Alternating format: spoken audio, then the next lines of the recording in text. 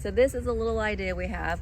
We'll see what transpires, but I would like a you pick flower patch right here. So we would have strips of the flowers. People would come in and they would be able to pick their own bucket, mason jar, different things like that, and they would be able to make their own bouquets.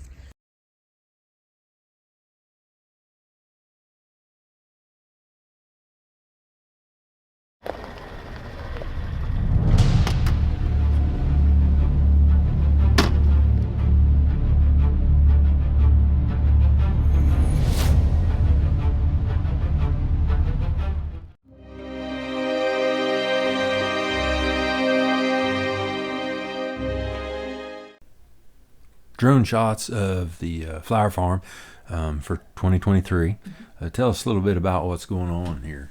So you can see there we have 3 sections, 10 beds in each section. In 2022 we had 5 to 7 beds probably. And in this here we have 30 beds because there's 3 sections, 10 beds or 10 rows in each section.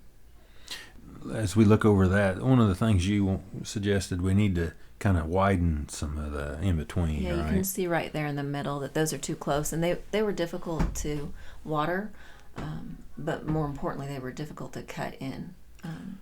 And couldn't mow. We had to Mm-hmm. weed eat in there in between, and that wasn't really what our goal was there either. These are our sunflowers. Because it was so dry, we had a hard time getting them started. We had planted them, we tried to succession plant them, and so we planted some and they weren't coming up. We had to go back and really water them, and then they finally started growing. And again, this is late July. Is that what? Late July was the first time I had a sunflower in a bouquet. Okay.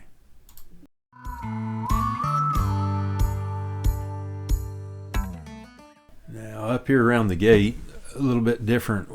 What were you thinking, and what was the idea there? And so we were hoping to create a tunnel for them to come in of sunflowers. We had had great success with our sunflowers last year, and we were hoping to create that again.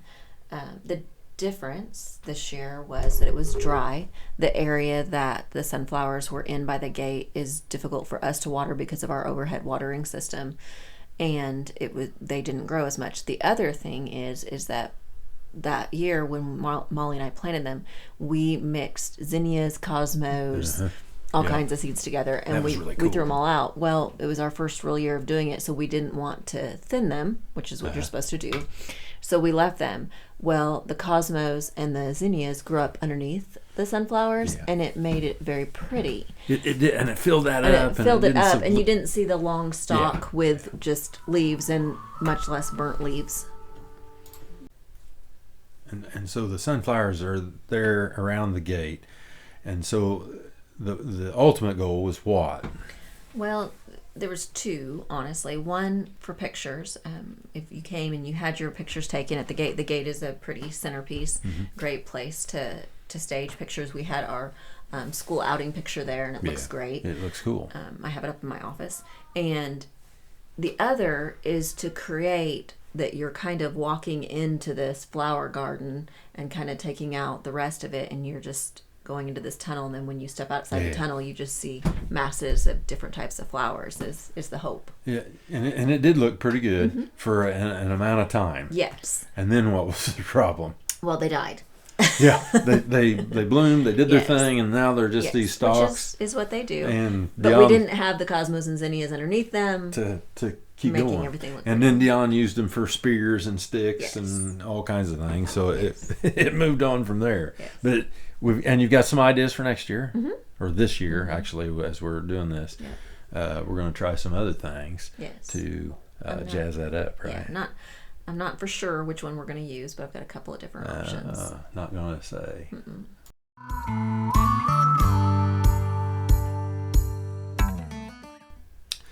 So as part of the overall farm project, we did work on the woven wire fence, and we hired that done. So the whole frontage of the property now has woven wire and barbed wire, and that got done in three days, I think they did it. A lot of things there, and we can talk about them later. But we got the signs made, those little banners made for the farmers markets that Sherry and the girls went to. And so then as you look at this, you can really see the drought versus the watering. Right. So you can see that line, and I have a picture that has the definite line, which I'll give to you. But you can see where we watered. And the flower beds, it's all green, and it's green in between the flower beds because we overhead water. And then you'll see where the areas that don't get water because it's dry because of the season the drought that we had. And then, like looking at this, we also see that front bed. We didn't get into that. Right. We were going to plant a second round of basil fillers, and we just didn't get to it, and it was so dry, and we were spending so much time watering because of the system that had last year. The other problem with the overhead watering is that it increases our risk of powdery mildew because we do live in a hot, humid area. And it showed up. It did show up, and so that is things that we're going to have to address for this year. So we are looking at drip irrigation, and then there's some treatments that we can do we can do as well. And so hopefully the drip will take care of the vast majority of that. Yes. And, and then so that is one of the major goals for the coming year.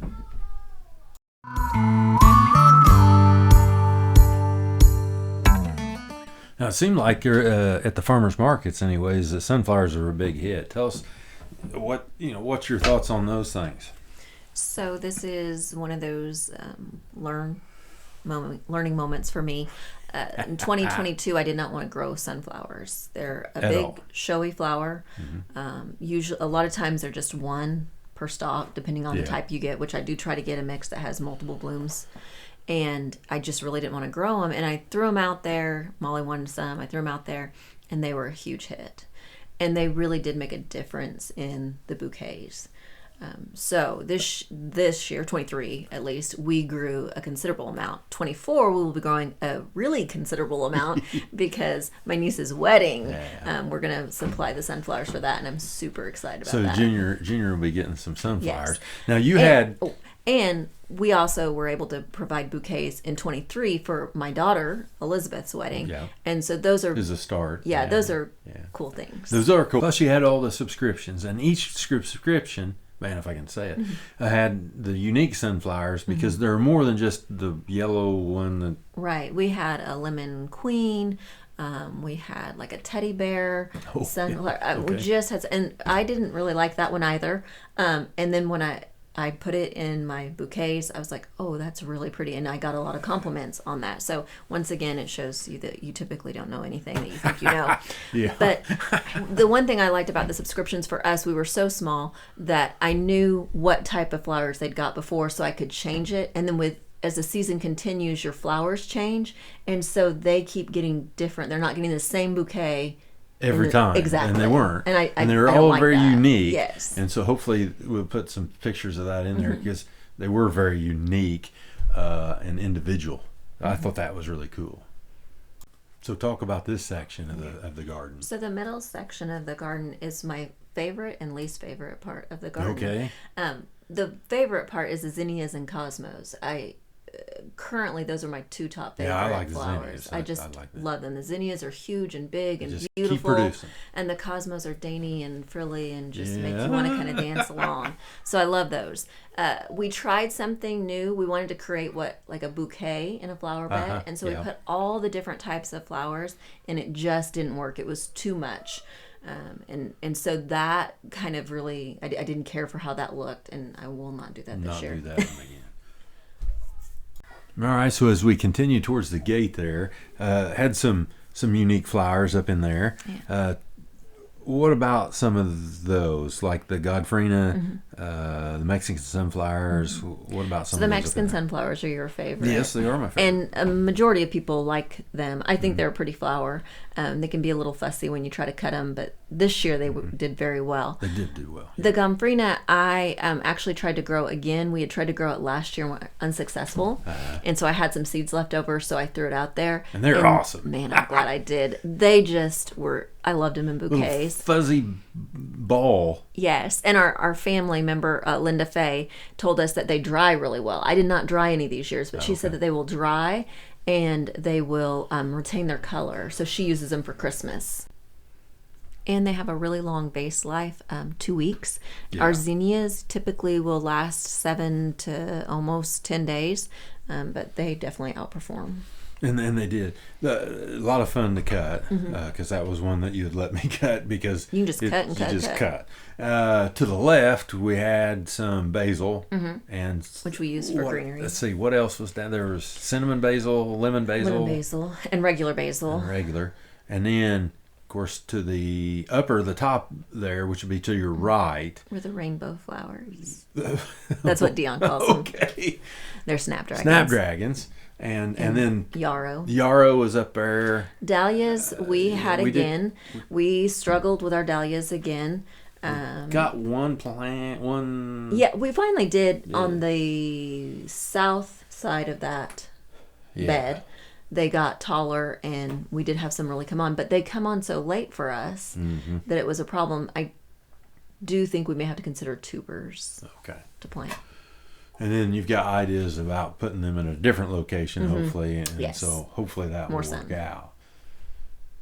Now, I happen to love your ideas and your thought process on things, and so you mentioned early on when we were planting in over at the turkey barns, you said we're going to do Christmas in July, and man, that sounds cool, because your idea was actually to do the family picture. That you would give out at Christmas, right? And so tell about the different plants and how you thought that might work, and talk to us about how that went. So we actually had a pack of zinnias called Christmas in July. They have a green, a red, and a white zinnia. We threw in some extra white flowers, like white marigolds, big, like the big giant ones. I think they're called Eskimo. And a few different things to make it look like Christmas in July, so the colors are there, and then you would have the white that looks like snow and that kind of stuff. Most of our flowers were pink and white and green, but pink. So I don't know if there was a mix-up or if our soil for some reason changed the color. I don't know. But we had, I turned that into the Dolly Parton, because they were the absolute most beautiful pink that I've ever seen. But they were just too short to cut. Well, those were the cherry bicolor that were at the end. At the end. And that was I bought the wrong type. We live and learn. I'm not buying those type anymore. They're really pretty, and if you need them for a ground cover, they will just continue to produce for you. Yeah.